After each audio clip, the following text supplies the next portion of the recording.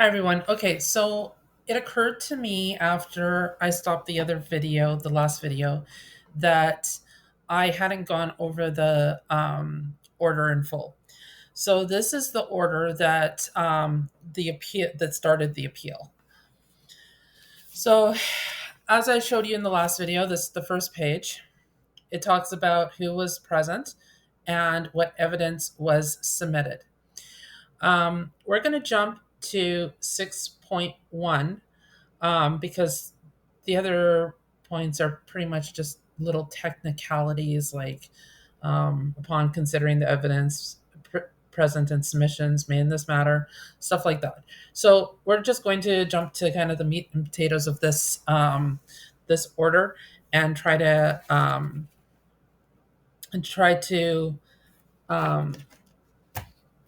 cut down on a little bit of the length of time of this video. Okay, so 6.1, Owen Johnson shall have sole custody of Alex Johnson, born. I'm not going to say the birth. We'll just go over it quickly. And Ashley Johnson. You guys can read it if you need.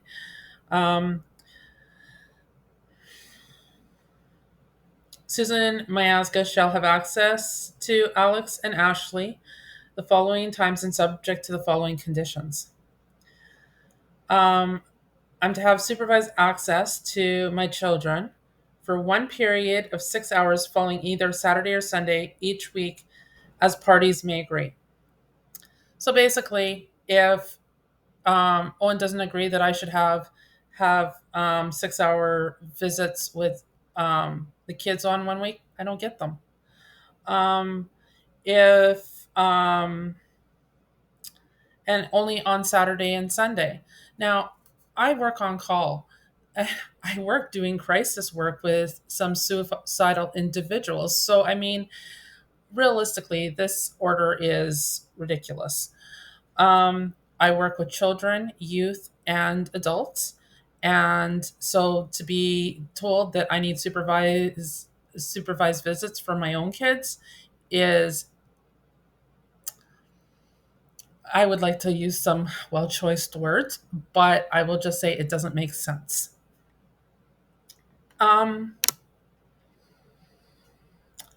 all visits shall be supervised by Audrey Philippe or any other supervisor, Child and Family Services, or on approved by Child and Family Services or Owen Johnson. Okay, so Audrey Philippe does not exist. Audrey is the name of one of my friends. Philippe is the first name of one of my friends. They actually happen to be married, but that is not their full name. It is not one person. So this order is actually incorrect. Um, I've actually given um, I've actually given the um, on the name of two other people, both of which he has still yet to do checks on. Um, it's been 110 days since I've been allowed to see my kids. The last time I saw them was the week after this order was issued. It was the weekend of November 5th, 2022. That was 110 days ago. It's been 110 days since I've been permitted access to my kids. And we're talking about I haven't been able to talk to them on the phone. I haven't been able to see them. I wasn't able to be there for my son's 7th birthday. I wasn't able to be there for them at Christmas time, New Year's. My birthday came and went. I didn't even get a phone call from them. That is the impact of this order. I'm supposed to be working with vulnerable people, yet I'm not being allowed to see my own kids.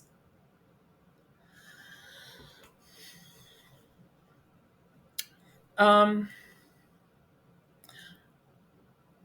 I also want to touch on one more thing.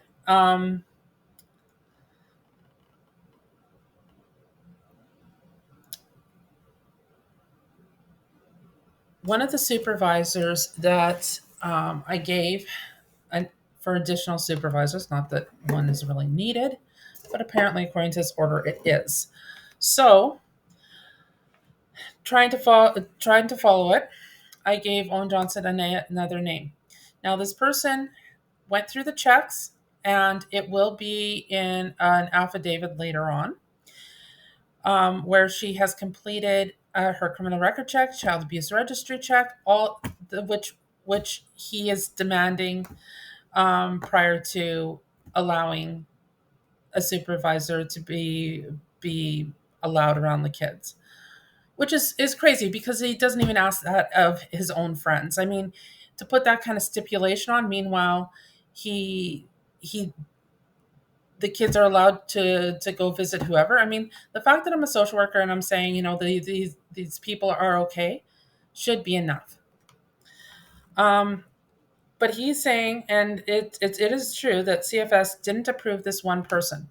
Now, this one person, like I said, she has completed her criminal record check and child abuse registry check, but that wasn't sufficient. So, right when,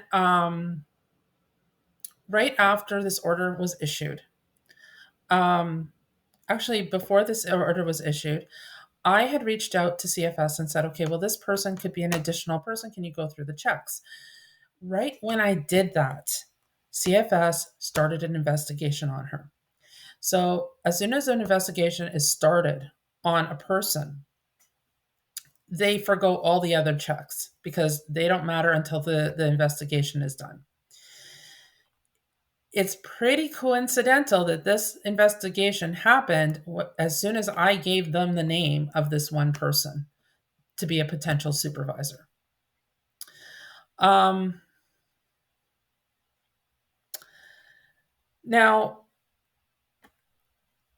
I've spoken with this person numerous times. She is the wife of a really good friend of mine. And, well, she herself is a good friend of mine. But that wasn't enough.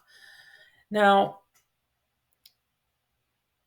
it's interesting because she's being investigated for something very similar to what CFS apprehended the kids for. They're saying that they're worried about her mental status.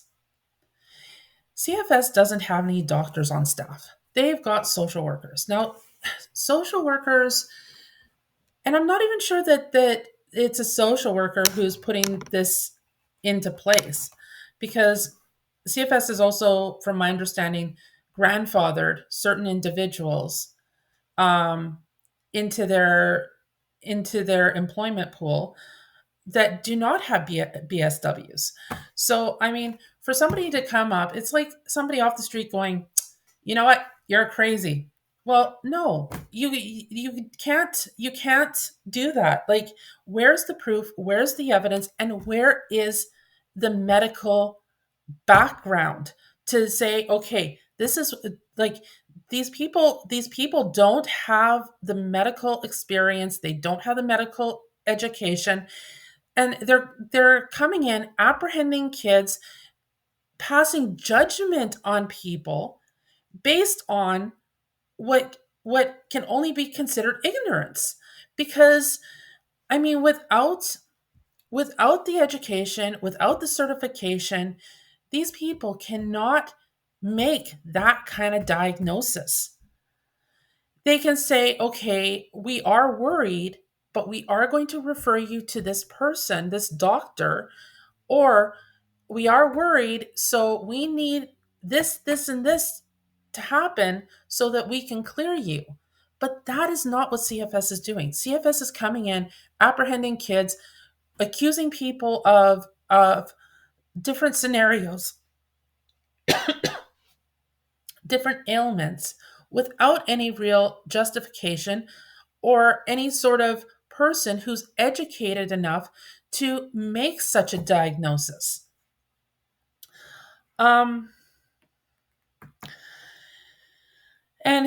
the long-term effect is families literally being torn apart, destroyed, for the sole benefit of CFS's agendas. Now, like, I don't know what CFS's agenda really is, other than, well, no, I won't say that, but it is really worrisome that CFS is doing this. And I'm saying this as a social worker, that coming into people's homes, passing judgment on them without any sort of medical background or experience or um, doctor's backing is literally labeling somebody and labeling them and stigmatizing them out of sheer discriminatory bias. You can't say somebody has some sort of ailment without the doctor actually diagnosing that. Anyways, that is what's happening. Um, and I also in the last video I mentioned something called the millennial scoop. That is something that is has occurred and continues to occur. From my understanding, it's still in that stretch of time. So, I mean, Indigenous people are overrepresented in that. I would say that same thing with people who have been um, classified as from CFS as having any sort of disability or medical ailment. Um,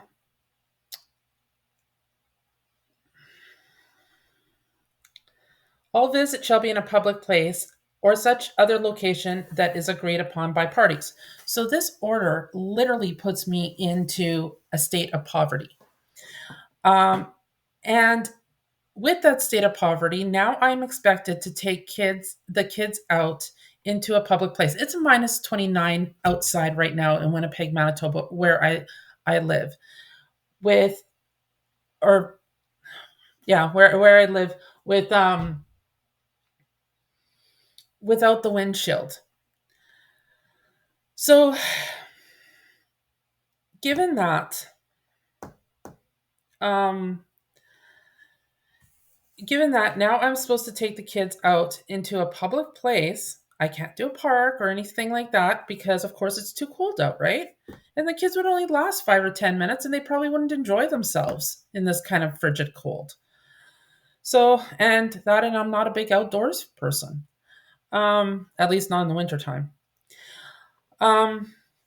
Okay, so that leaves public places where most public places, unless it's like a mall, you have to pay to get in, like the Children's Museum, Manitoba Museum, the zoo, which is outdoors, so that's not the best example.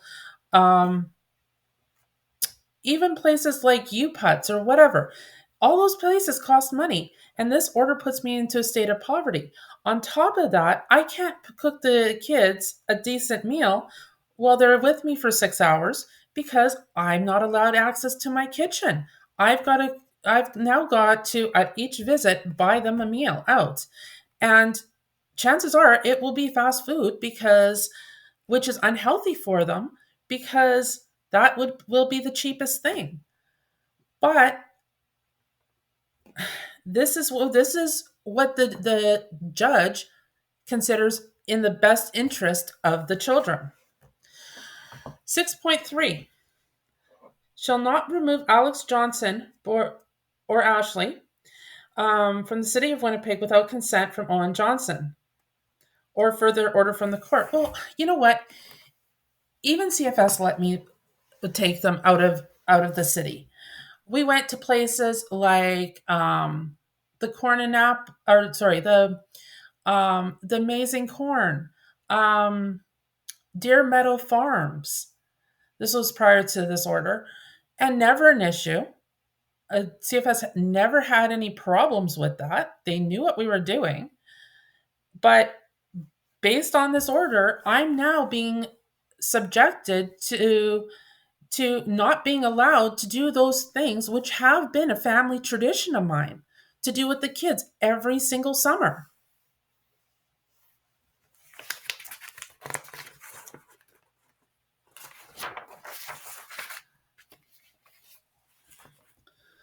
Also, because those things are traditions, my Canadian human rights are being violated too, because the kids should have access to traditions.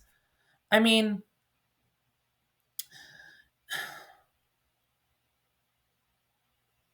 you could even consider it cultural genocide for one family, but I'm sure it's more than one family that this is occurring to.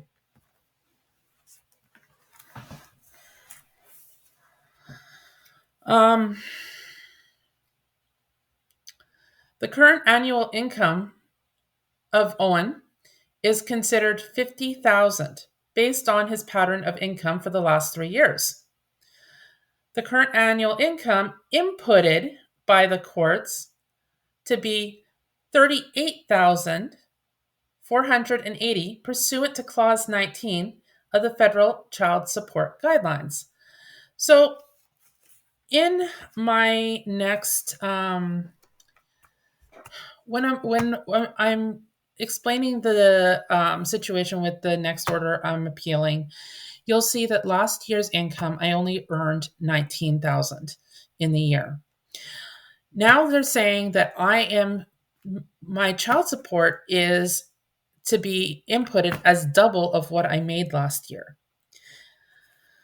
They didn't look at my last 3 years of of um, of income pattern as they did Owens. They created a special circumstance for me that is unequal to what they did with him. Again, showing discriminatory practice and biased. Um,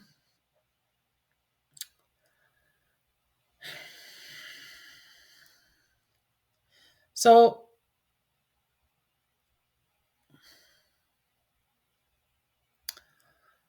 um, sorry.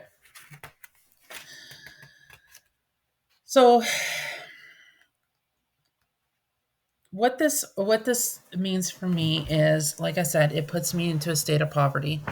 Um, the next, so it says here, um,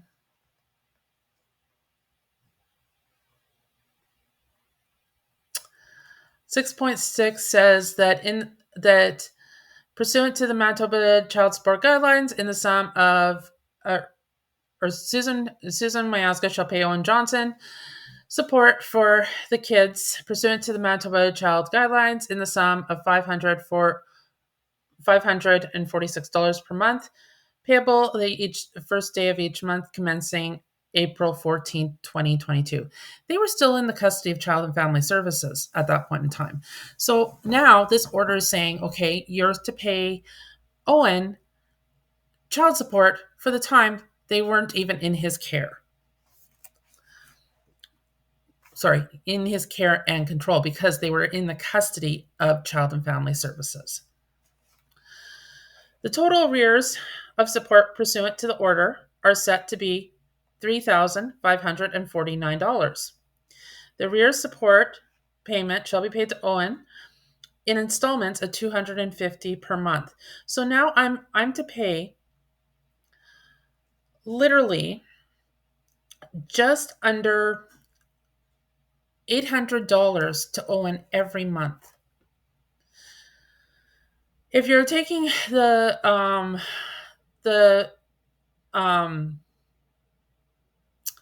my current annual income as inputted by the courts, and you type it into Google and get the net pay, that leaves me with about $1,000, maybe $1,200 to work with every month. That is to get a place to live, to eat, to clothe myself, all those kind of things. To pay off to make payments on my vehicle, which I need to get to work. This order is literally forcing me into a state of poverty.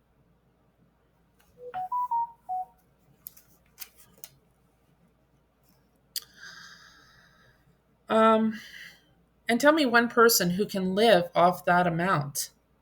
And when you're a social worker working with vulnerable people, And it is a proven fact that people in poverty suffer more stressors and mental illness than any other sector of society. This order is literally creating the situation where a situation where um, where I am being targeted, hardships are being created, and it is not inducive of a situation that potentially could have. One moment.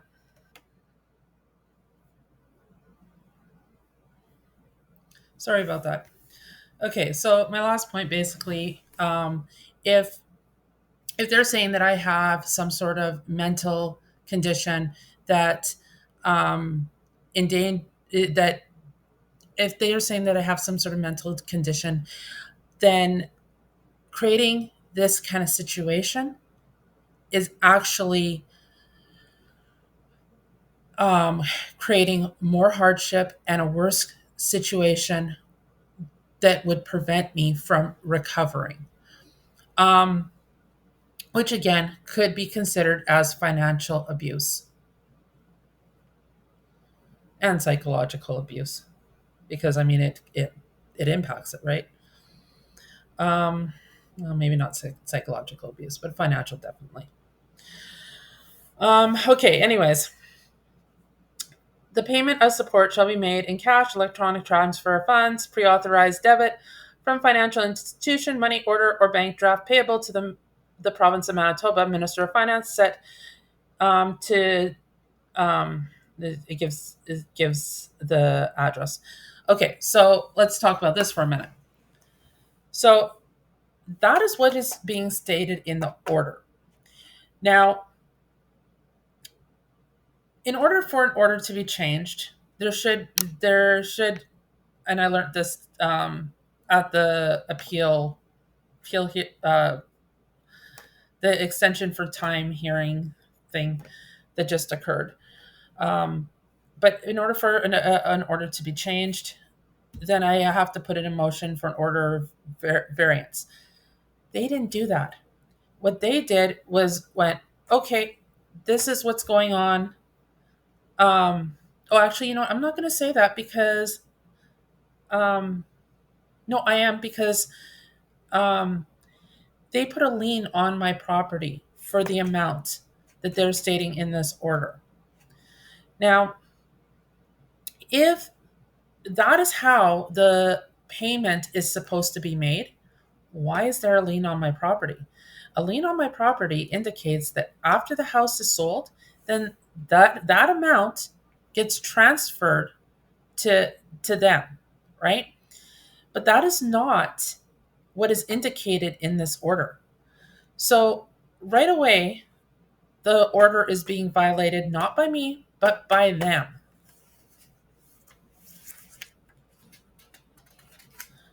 Oh, and I also wanted to mention one more thing too, because um, the order also doesn't state that it is my responsibility to find a supervisor. However, Owen Johnson has decided that it is solely my responsibility. Hence, why I haven't seen the kids in 110 days, because I keep giving him people and he won't look into them.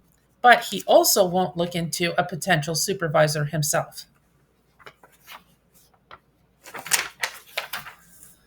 Um,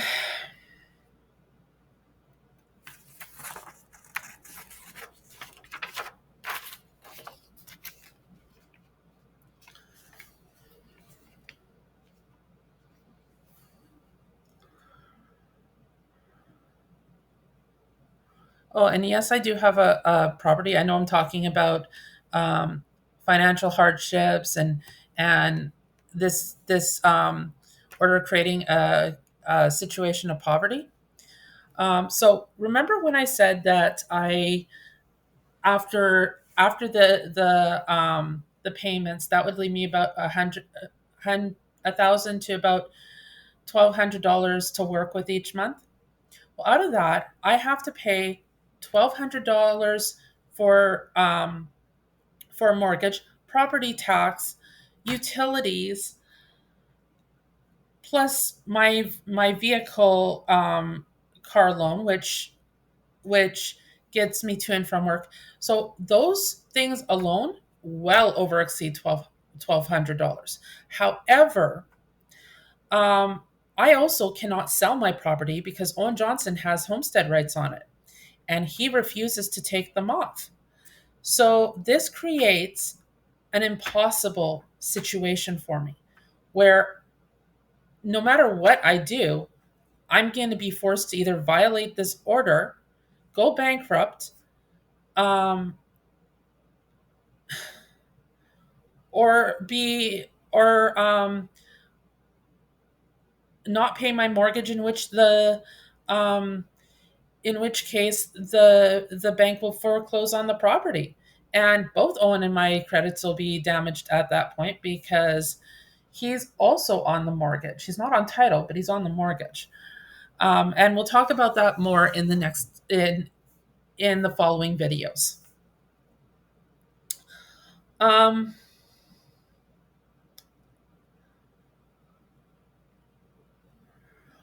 okay, so Susan Miazga shall pay Owen Johnson costs in the amount of $28,445, including disbursements.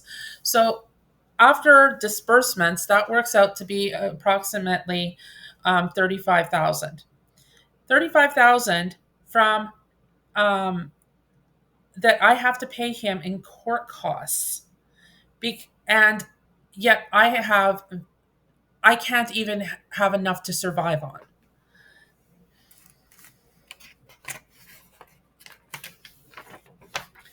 And that pretty much goes over the order. All right, so my next video will be talking about his affidavit. And that will be coming up shortly. I might even do it tomorrow. I'm not 100% sure, but it will be happening this weekend.